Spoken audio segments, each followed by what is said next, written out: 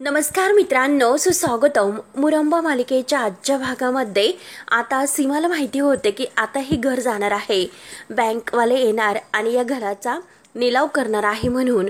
तेव्हा आता सीमा ही स्वतःशी अगदी रूममध्ये स्वतःलाच म्हणत असते की हो, मला माहिती आहे की हे सर्व कोण करते. ती इरावतीच आता हे सर्व करत आहे, तिनेच आता हे केले असणार. त्याच वेळेस आता इरावती दरवाजा उघडते आणि रूममध्ये येऊन सीमाचं हे सर्व बोलणं ऐकते. तेव्हा आता सीमा ही स्वतःशी बडबड करत असते आणि इरावती म्हणते की काय, आणि इरावती अच्छा म्हणजे इरावतीने काय केले. तर सीमा घाबरत नाही. सीमा म्हणते की मला माहिती आहे की हे सर्व तूच केले. तेव्हा मात्र आता इरावती म्हणते की हो, ऍक्च्युली तुझं बरोबर आहे, कारण हे सर्व तर मीच केलेलं आहे. आणि हे बघ, अगं तू कितीही सांगण्याचा प्रयत्न केलास तरी सुद्धा ह्या परिस्थितीत तुझं हे जे काही आता अवस्था झालेली आहे, तर त्यामध्ये जर तू कुणाला सांगण्याचा प्रयत्न केलास तर तुझ्यावर कोणी विश्वास ठेवणार आहे का, याचा विचार केलास का? तू नॉर्मल झालीस का? आणि तुला इंजेक्शन द्यावंच लागेल, मी तुला अशी कशी बरं होऊन देईल. तेव्हा आता सीमा म्हणते की नकोय, मला इंजेक्शन नकोय. तेव्हा मात्र आता इरावती सीमाला इंजेक्शन देत असते आणि तिच्याकडून हे सर्व करून घेत असते. आणि तिची जी काही अवस्था केलेली आहे तर ती इरावतीने केलेली आहे, ते पण अक्षय सारखे इंजेक्शन वगैरे देऊनच. सीमा बिचारी आता घाबरते. सीमा म्हणते की नको इरा, तुम्हाला इंजेक्शन वगैरे देऊ नकोस, मला खरंच याचा खूप त्रास होतोय. आणि इरावती, तुम्हाला इंजेक्शन देऊ नकोस. माझी रमा आली ना, तिला जर हे सर्व कळाले तर ती तुला नाही सोडणार. तर लगेच इरावती आता धमकावून आता सीमाला शांत राहायला सांगते. जे काही सांगितलेले आहे तर तेच ऐकायचं, जास्त शहाणपणा करायचा नाही. सीमा बिचारी आता इतकी रडत असते तर इरावती म्हणते की शांत राहायचा, जो काही आहे तर तो आता भूतकाळ झालेला आहे, त्यामुळे आता त्यावर विश्वास ठेवायचा नाही. आणि हे बघ, तू जर नॉर्मल झाली तर इरावतीला प्रॉब्लेम होईल, त्यामुळे तुला इंजेक्शन द्यावंच लागेल. म्हणून आता इरावती हातामध्ये इंजेक्शन घेते आणि इंजेक्शन देण्याचा आता सीमाला प्रयत्न करत असते. तेव्हा मात्र आता सीमा म्हणते की हे बघ, मला इंजेक्शन नकोय. तर इरावती ऐकायला तयार नसते. शेवटी ती आता सीमाला शांत राहण्यासाठी आणि तिला वेड बनवण्यासाठी आता ही पूर्णपणे इंजेक्शन बळजबरीने देते. तेवढ्यात तेथे राणी धावत येते. राणी म्हणते की हे बघा, अहो ती नको म्हणते ना, तर तुम्ही का त्यांना इंजेक्शन देतात. सीमा आता राणीला म्हणते की हो राणी, हे बघ मला दुखतं, तू सांग ना तिला समजावून की मला इंजेक्शन नकोय म्हणून. तेव्हा आता इरावती लगेच राणीला म्हणते की तू देतेस का, आणि जर डॉक्टर आले तर त्यांना तू काय सांगणार आहेस बरं, की सीमा वहिनीला त्रास होतोय, परंतु हे बघ अगं, आता थोडंसं दुखेल परंतु नंतर तिला बरं वाटेल की नाही. त्यामुळे मात्र आता इरावती राणीला धरायला सांगते. तेव्हा आता सीमा म्हणते की हे बघ, मला इंजेक्शन नकोय. राणी, तू सुद्धा तिचं ऐकू नकोस. परंतु आता राणीला असं वाटतं की इरावती चांगलंच इंजेक्शन देत असेल सीमाला बरं होण्यासाठी, म्हणून ती सुद्धा आता इरावतीला मदत करते आणि सीमाला धरते इंजेक्शन देण्यासाठी. आणि शेवटी आता इरावती खसकन असं इंजेक्शन आता सीमाला देते. सीमाला बिचारीला खूप त्रास होतो. तेव्हा इरावती हसत असते तर सीमा आता इतकी रागवलेली असते. ती दात खात म्हणते की माझी रमा आल्यानंतर तुला नाही सोडणार, माझी रमा, असे म्हणून आता सीमा बेशुद्ध होते आणि इरावती मात्र आता हसत असते. राणी बिचारी आता सीमाला सावरते. तेव्हा मात्र आता सीमा ही बेशुद्ध पडते आणि आता राणी ती झोपी गेली म्हणून तिच्या अंगावर वगैरे टाकते. परंतु इरावती आता त्या इंजेक्शनकडे बघून खूप हसत असते. सीमा आता अगदी ते झोपेत म्हणजे बेशुद्ध अवस्थेत सुद्धा रमा करत असते. त्यानंतर आता राणीला तर खूप वाईट वाटतं, परंतु इरावतीला आता हसू येत असते. त्यानंतर आता इकडे असे बघायला मिळते की अण्णासाहेब कर्णिक हे साई आणि रमा यांच्यासोबत बोलत असतात, कारण रमा आता साईसोबत लग्न करायला तयार झालेली असते. तेव्हा आता रमा ही अण्णांना म्हणते की आम्ही ठरवलं. अण्णा विचारतात की काय ठरवलं. तेव्हा साई सुद्धा अगदी दबकत म्हणतो की अण्णा, आम्ही लग्न करतोय. तेव्हा मात्र अण्णांचा विश्वास नसतो. अण्णा म्हणतात की काय बोलतो, अरे परत बोल, तुम्ही नक्की म्हाताऱ्याची थट्टा करताय. तर साई परत म्हणतो की आम्ही लग्न करतोय. अण्णांचा विश्वास बसतच नसतो. अण्णांना असं वाटतं की आता रमा हे लग्नासाठी तयार होणार नाही, पण तरी सुद्धा कसे हे लग्नासाठी तयार झालेत काहीच कळेनासे असे अण्णांना होते. तेव्हा अण्णा म्हणतात की खरं सांग. तेव्हा आता रमा म्हणते की हो अण्णा बरोबर आहे, परंतु अण्णांना इतका आनंद होतो. अण्णा लगेच अगदी मोठमोठ्याने हसतात. त्यांना इतका आनंद झालेला असतो की रमा आणि साई एकमेकांशी लग्न करायला तयार झालेत म्हणून. अण्णा खुश होऊन म्हणत असतात की इतकी वर्षे हे ऐकण्यासाठी माझे कान असुसलेले होते, खरंच मला इतका आनंद झालेला आहे, इतका आनंद की मला नाचावंसं वाटतं. म्हणून अण्णा हे अगदी जोरजोराने उड्या सुद्धा मारतात. आणि हे बघा, मी काही नाचणार वगैरे नाही.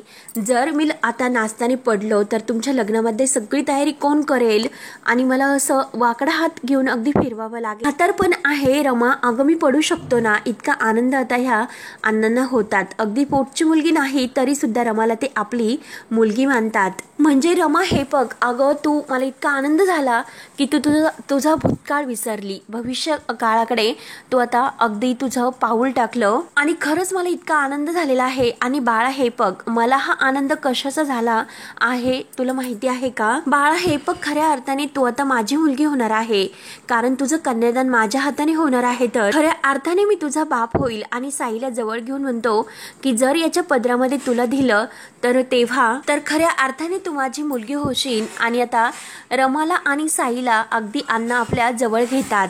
आणि बाळांनो हे बघा, या म्हाताऱ्याचे आशीर्वाद तुमच्या पाठीशी तर आहेच, परंतु माझी खरी इच्छा काय आहे हे तुम्हाला माहिती आहे का? परमेश्वराच्या कृपाने आणि त्याच्या आशीर्वादाने तुमची सगळी स्वप्न आणि तुमच्या सगळ्या इच्छा पूर्ण होऊन दे. आणि त्या दोघांचा हात एकमेकांच्या हातामध्ये देत आणि आपल्या हातात ते हात धरत काय असे अण्णा इतके खुश म्हणतात की I am so happy, I am so happy.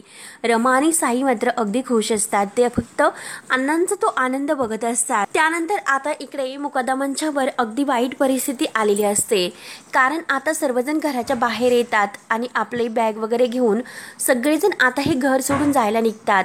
तेव्हा आता म्हणजे सगळ्यांना इतकं वाईट वाटतं. काका सुद्धा खूप रडतात, सीमा सुद्धा आपल्या घराकडे बघत खूप रडत असते आणि लहान जे काही मुलं असतात त्यांना सुद्धा खूप त्रास होतो.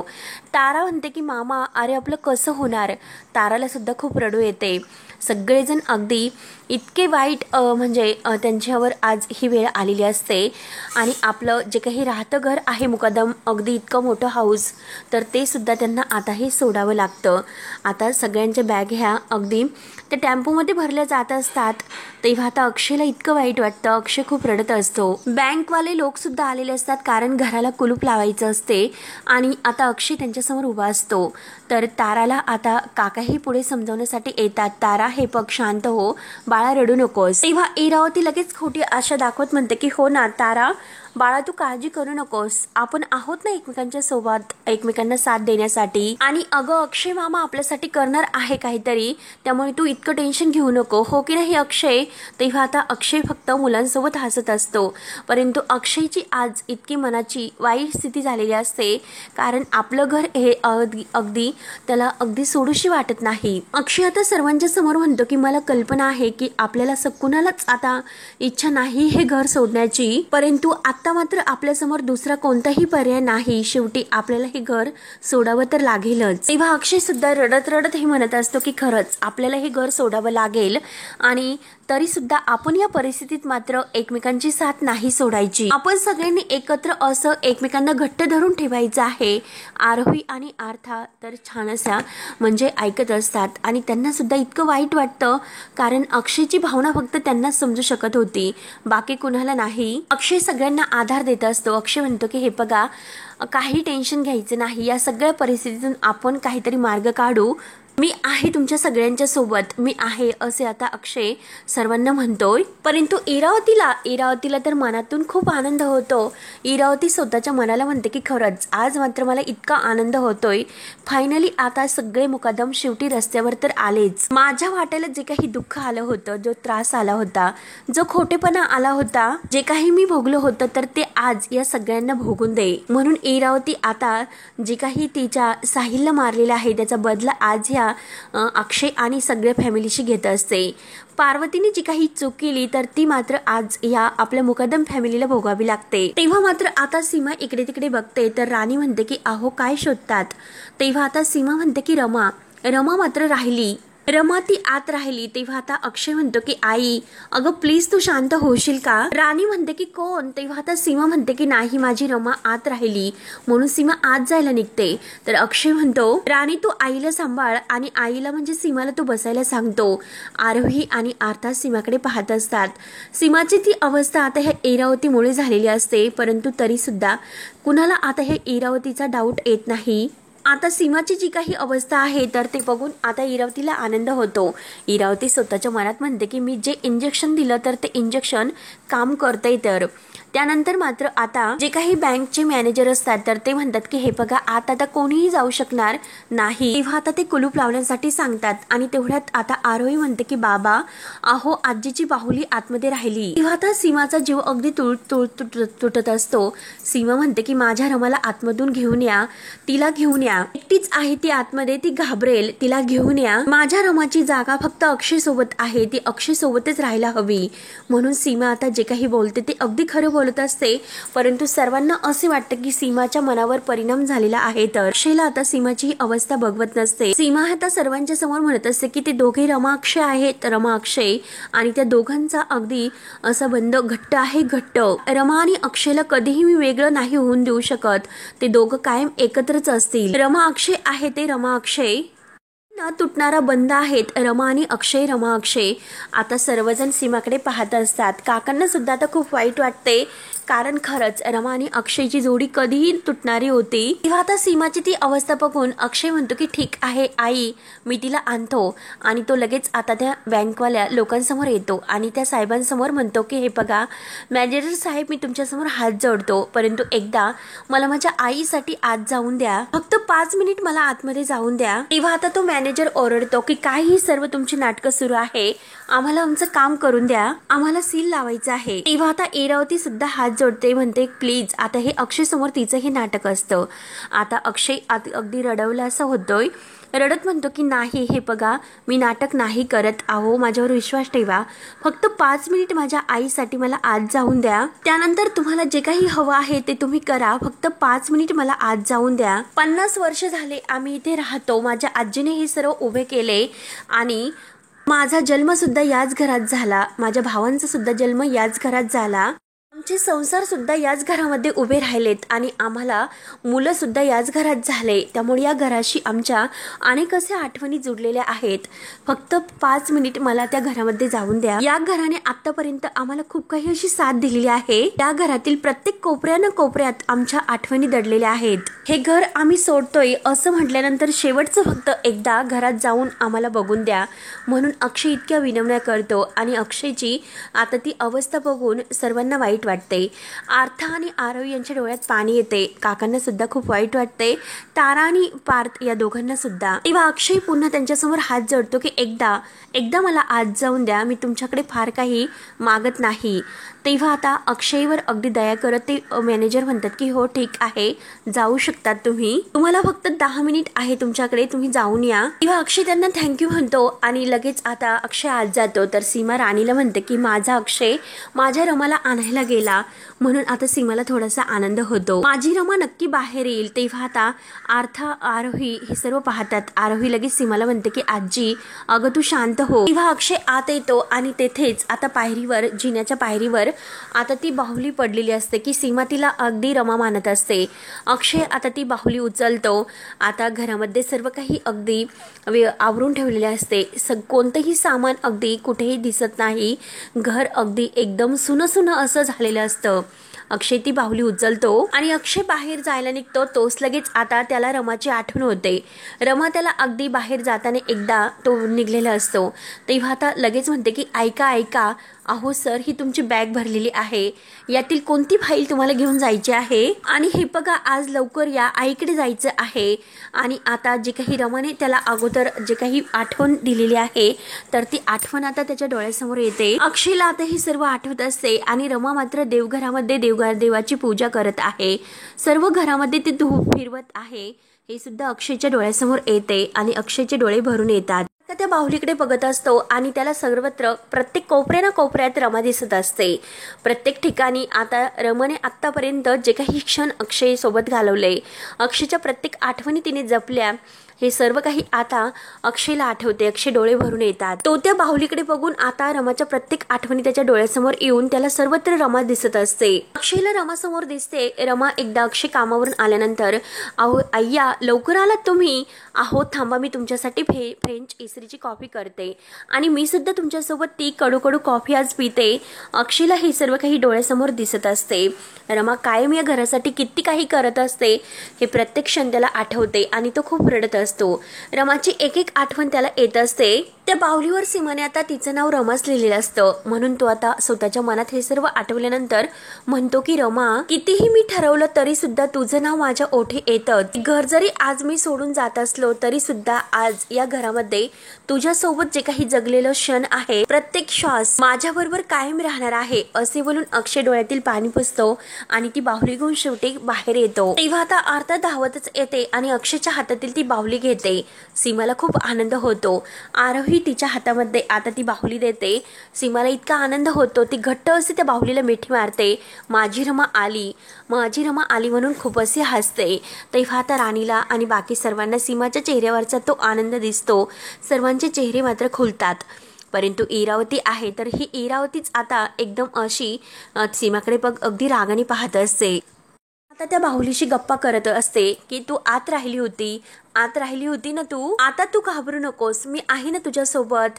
आता अक्षय आणि काका हे सर्व बघून आता सर्वांच्या डोळ्यात पाणी येत असते. अक्षय हा आईकडे पाहतो आणि म्हणतो की आई, अगं बास, आता आणली ना मी तुझी बाहुली, मग शांत हो ना जरा, प्लीज आई शांत हो. तेव्हा आता इरावती लगेच मुद्दाम म्हणते की अरे ती मुद्दाम नाही करत, अरे तिला त्रास होतोय, जाऊन दे, कशाला लक्ष देतोस तू. त्यामुळे मला काय वाटतं की हे बघ, मम्माला सुद्धा आपण इतके वर्ष इथे ठेवलं होतं, परंतु आता सीमा वहिनीला सुद्धा डॉक्टर जोशी यांच्या देखरेखीखाली येथे ठेवावं असं मला वाटतं.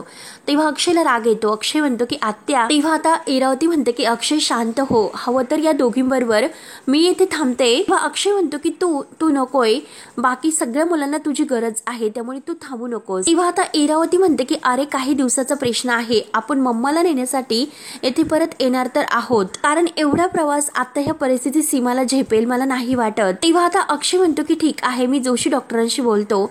तर इरावती म्हणते की बरं ठीक आहे. त्यानंतर आता इकडे अण्णासाहेब कर्णिक यांच्या संस्थेमध्ये रमा आता आपल्या कॅबिनमध्ये येत असते आणि तेवढ्यात तेथील मॅनेजर आता रमाला सांगतात की तुम्ही सांगितल्याप्रमाणे आपण त्या शेफला आता येथे अपॉइंटमेंट दिलेली आहे, ते लवकरच येतात. तेव्हा आता रमा विचारते की त्यांचं नाव काय आहे. तेव्हा आता मॅनेजर म्हणतो की यस म्हणजे देवधर आहे असे कोणीतरी. तेवढ्यात मात्र आता इकडे मुकदमांच्या घरी आता ते जे काही बँकवाले लोक आहे तर ते ह्या मुकदमांच्या दाराला कुलूप लावतात, म्हणजे सील बंद करतात. ते बघून मात्र आता लगेच सर्वांना इतकं वाईट वाटतं. आता तारा लगेच ओरडते, म्हणजे आपण परत आपल्या मुकदम घरामध्ये कधीच यायचं नाही का, मग माझे फ्रेंड्स वगैरे. तेव्हा आता काका म्हणतात की तारा तू शांत हो. तेव्हा पार्थ सुद्धा लगेच म्हणतो की हे बघा, मी तुम्हाला स्पष्ट सांगतो की मी परत पुण्याला येणार आहे, म्हणून मी तिकडे नाही राहू शकत आणि इकडे आल्यानंतर मी माझ्या आईला इकडे बोलावून घेणार आहे. तेव्हा आता मॅनेजर फाईल घेऊन पुढे येतात आणि मिस्टर अक्षय मुकादम यांना त्या फाईलवर सह्या करायला सांगतात. तेव्हा मात्र आता लगेच अक्षय हा लगेच अगदी डोळ्यात पाणी आणून खूप रडत असतो आणि अक्षय मुकादम हे नावच मला नकोय. आता मुकादम ही पूर्ण ओळख मला अगदी पुसून टाकायची आहे. खरंच हे सगळं मला नकोशी झालेलं आहे आणि हे बघा साहेब, सगळं जे काही नाव आहे ते पूर्ण बदलून घेतलेलं आहे. ते अक्षय मुकादम नावच मला आता नकोय. यापुढे मात्र माझं नाव असं असेल की अक्षय सीमा देवधर जी ओळख असेल. तेव्हा आता आरोहीला खूप वाईट वाटते. आरोही विचारते की म्हणजे काय, तर इरावती म्हणते की म्हणजे असं की बाळा, बाबाने त्याचं जे काही मुकदम नाव आहे हे काढून टाकलेलं आहे तर, आणि आजीचं नाव त्याने आपल्या नावापुढे लावलेलं आहे. तेव्हा अक्षय आरोही जवळ येतो आणि तो आता आरोहीला म्हणतो की बाळा, यापुढे तुझं नाव सुद्धा अगदी काय असेल की आरोही अक्षय देवधर. तेव्हा आता अक्षय हा आपल्या आरोहीला जवळ घेतो आणि तिला आता तिची ओळख सांगून तो अगदी घट्ट असे मिठी मारतो. तेव्हा आता दोघेही एकमेकांना त्यांचं जे काही आता एकमेकांना टच करण्याचं आहे, तर आता मात्र अक्षय इतका रडत असतो, परंतु आता आरोही त्याच्या ओठांना हात लावते आणि त्याला स्माईल करण्यासाठी सांगत असते आणि अक्षय तिला आता मिठीत घेतो आणि अक्षय आणि आरोही खूप असे रडत असतात. तेव्हा आता इरावतीला हे सर्व बघून इतका आनंद होत असतो. इरावती आता स्वतःच्या मनात म्हणते की कसं मुकदमांचं नाव सुद्धा शेवटी मिटले, आता ते नाव सुद्धा राहिलेलं नाही. आणि हळूहळू आता यातील एकही कोणीच राहणार नाही, सगळं कुटुंब सुद्धा मी गायब करणार आहे. तर हत्ती गेला आणि शिपूट राहिलं बाकी. तेव्हा आता म्हणजे सर्वजण हे पाहत असतात.